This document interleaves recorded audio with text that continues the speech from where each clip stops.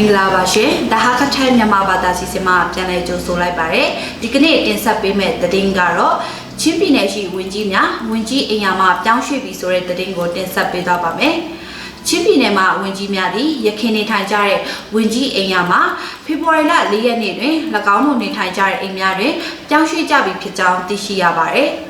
ယခုပစ္စည်းတွေကိုပြင်ဆင်နေပါတယ်။မိမိတို့နေထိုင်ကြတဲ့နေရာမှာပြောင်းရွှေ့ကြမှာဖြစ်ပါတယ်။ဝင်ကြီးပူးပေါလုံးမင်းထံကတော့ကလေးမျိုးဖက်ကိုပြောင်းမှာဖြစ်ပါတယ်။ဝင်ကြီးပူးဝီကောကလည်းမတူပီကိုတောင်းမှာဖြစ်ပါတယ်။ကျန်တဲ့သူတွေကယခုပြောင်းရွှေ့ဖို့ပစ္စည်းတွေကိုပြင်ဆင်နေကြပါတယ်လို့ဝင်ကြီးပူးဆွေတယောက်ကဟာကထိုင်တဲ့ဌာနကိုပြောပြခဲ့ပါတယ်။စစ်တပ်ကနိုင်ငံတော်အာဏာကိုဖေဖော်ဝါရီလ1ရက်နေ့တွင်ရယူပြီးတော့နိုင်ငံတော်တိုင်ပင်ခံပုဂ္ဂိုလ်ဒေါ်အောင်ဆန်းစုကြည်အပါအဝင်သမ္မတ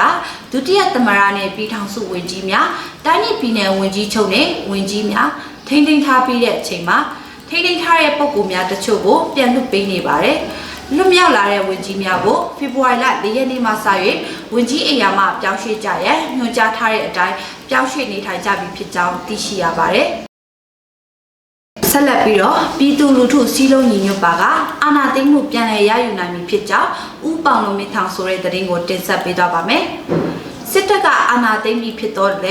ပြည်သူလူထုတရက်လုံးနဲ့မိသည့်နိုင်ငံရေးပါတီမဆိုစီစီလုံးလုံးဖြစ်လာပါကပြန်လည်အနိုင်ရမည်ဖြစ်ကြောင်းချင်းပြည်နယ်လူမှုရေးဝန်ကြီးဦးပေါင်လုံးမင်းထောင်ကပြောပြလိုက်ပါတယ်။ယခုလိုပြောင်းရွှေ့ခိုင်းလို့ဘာတက်နိုင်ပါလဲ။ကျွန်တော်တို့မိသားစုကတော့ကလေးမျိုးဖက်ကိုပြောင်းသွားမှာဖြစ်ပါတယ်။ပြည်သူလူထုစီလုံးကြဖို့လိုလားပြီးနိုင်ငံရေးပါတီတစ်ခုနဲ့တစ်ခုအားပြိုင်တဲ့အခြေအနေမဟုတ်တော့ပါဘူးပြည်သူလူထုတရက်လုံးစီစီလုံးလုံးဖြစ်လာမယ်ဆိုလို့ရှိရင်ဒီအာဏာသိမ်းမှုကိုပြန်လည်ရရှိနိုင်မှာပါလို့ဦးပေါလိုမင်းထံကဟာခထိုင်သတင်းဌာနကိုပြောပြခဲ့ပါတယ်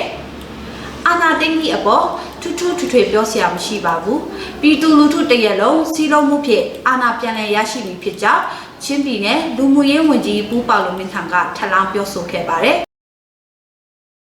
်ချင်းပြည်နယ်သည်ခရစ်ယာန်ဘာသာဝင်အများစုနေထိုင်ရာဖြစ်သောကြောင့်စစ်တပ်အာဏာသိမ်းမှုအပေါ်ဆူတောင်းကြရန်လိုအပ်တယ်လို့ဦးကျန်းလင်ဆိုတဲ့သတင်းကိုတင်ဆက်ပေးသွားပါမယ်။ချင်းလူမျိုးအများစုမှာခရစ်ယာန်ဘာသာဝင်များဖြစ်သောကြောင့်ဆူတောင်းကြဖို့တိုက်တွန်းလိုပါတယ်လို့2020ခုနှစ်နိုဝင်ဘာလရွေးကောက်ပွဲမှာအနိုင်ရရှိသူပြည်သူ့လွှတ်တော်ကိုယ်စားလှယ်ဦးကျန်းလင်ကဖေဖော်ဝါရီလ4ရက်နေ့တွင်ပြောကြားခဲ့ပါတယ်။ရွေးကောက်ပွဲမှာအနိုင်ရရှိတဲ့ကိုယ်စားလှယ်များ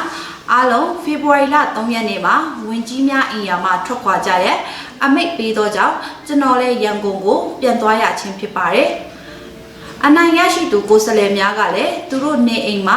ရွှေ့ပြောင်းကြတယ်လို့ယုံကြည်ပါတယ်။ယခုလိုအနိုင်ရရှိပြီးမကြခင်မှာဒီလိုအဖြစ်အပျက်တွေကြုံတွေ့ရတဲ့အတွက်ပြည်သူတွေအတွက်ဘာမှမလုပ်ပေးနိုင်တာကိုယူကျုံမရဖြစ်မိပါတယ်လို့ဦးတဲလင်ကတဟာခထိုင်သတင်းဌာနကိုပြောပြခဲ့ပါတယ်။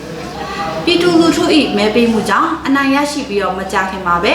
ထွက်ခွာရန်အမိန့်ကြသောကြောင့်ကျွန်တော်ကိုယ်တိုင်လည်းစိတ်မကောင်းဖြစ်မိပါတယ်။နိုင်ငံအတွက်ဆူတောင်းခြင်းဖြင့်ပါဝင်ကြရန်တိုက်တွန်းလိုပါတယ်လို့ထပ်မံပြောကြားခဲ့ပါတယ်။လူကြီးမင်းတို့ရဲ့လုပ်ငန်းကြောင်းရများကိုကြော်ညာထည့်သွင်းလိုပါကတဟာခထိုင်မှာဈေးနှုန်းချိုးသားစွာနဲ့လှုပ်ဆောင်ပေးနေပါတယ်။ကျွန်မချယ်ရီပါ။စစ်အစိုးရအုပ်ချုပ်မှုကိုအလိုမရှိသောကြောင့်တန်ပုံ TV ဆန္ဒပြပွဲများပြုလုပ်ခဲ့တဲ့သတင်းကိုတင်ဆက်ပေးပါမယ်။စစ်အစိုးရအာဏာသိမ်းပြီးမကြာခင်မှာမြန်မာနိုင်ငံရှိပြည်သူပြည်သားများကစစ်အစိုးရကိုအလိုမရှိကြောင်းတန်ပုံ TV ဆန္ဒပြပွဲများပြုလုပ်ကြတယ်လို့သိရှိရပါတယ်ရှင်။ဖေဖော်ဝါရီလ2ရက်နေ့မှာရန်ကုန်မှာဖျောင်းနိုင်ပြီးထွင်ခြင်းတန်ပုံများတီးခြင်းပြုလုပ်ကြပြီးဟာကမြို့တွင်ဖေဖော်ဝါရီလ3ရက်နေ့မှာတန်ပုံများတီးခြင်းဖြင့်ပြုလုပ်ခဲ့ပါတယ်။ဟာကမြို့ဂိတ်ရှိရပ်ကွက်မှာရှိတဲ့လူထုအယောက်40ခန့်က15မိနစ်ကြာတန်ပုံတီးခြင်းများပြုလုပ်ပြီးရပ်ကွက်ခေါင်းဆောင်တဦးကစစ်အုပ်ချုပ်မှုကိုအလိုမရှိသောကြောင့်ပြုလုပ်ခြင်းဖြစ်တယ်လို့ဟာကထားမှုပြောပြခဲ့ပါတယ်။ယခုလိုတန်ဖိုးတီးခြင်းနဲ့ဖျောင်းနိုင်မိထွန်းခြင်းဟာစစ်အစိုးရအုပ်ချုပ်မှုကိုအလိုမရှိကြောင်းထုတ်ဖော်လိုခြင်းဖြစ်ပြီးကမ္ဘာပေါ်ရှိနိုင်ငံအများစုမှာလည်းအရင်တုန်းကအခုလိုဆန္ဒထုတ်ဖော်မှုများလည်းရှိကြောင်းသိရှိရပါတယ်ရှင်။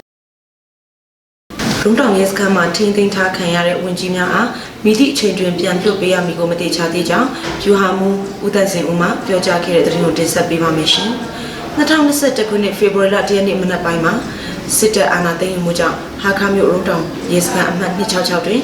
ထိန်းသိမ်းထားသောဝန်ကြီးများကိုပြန်လွှတ်ပေးမည်အချိန်မသိချသေးဘူးလို့ယူဟာမူသက်စင်ဦးကဖေဖော်ဝါရီလ4ရက်နေ့မှာပြောပြခဲ့ပါတယ်။ ဝင်ကြီးတွေပြန်လွတ်ပေးမဲ့အချိန်တော့မသေးကြသေးဘူးအစားအသောက်နဲ့ဆေးစစ်ဆေးမှုတွေလည်းတိကျစွာပြုလုပ်ပေးတာကြောင့်စိုးရိမ်စရာမရှိဘူးလို့ဒါဟာကထမ်းသတင်းဌာနကိုပြောပြခဲ့ပါတယ်ယခုရုံးတောင်ရေးစခန်းမှာထင်းသိမ်းထားတဲ့ဝင်ကြီးတွေကတော့လွှတ်တော်ဥက္ကဋ္ဌဦးစောဘိုးလက်ထောက်လွှတ်တော်ဥက္ကဋ္ဌဦးတစ်ထမ်ချင်းပြည်နယ်အစိုးရပြောခွင့်ရပုဂ္ဂိုလ်နဲ့စီပင်လက်စစ်ဝင်ကြီးဌာနဦးစိုးထက်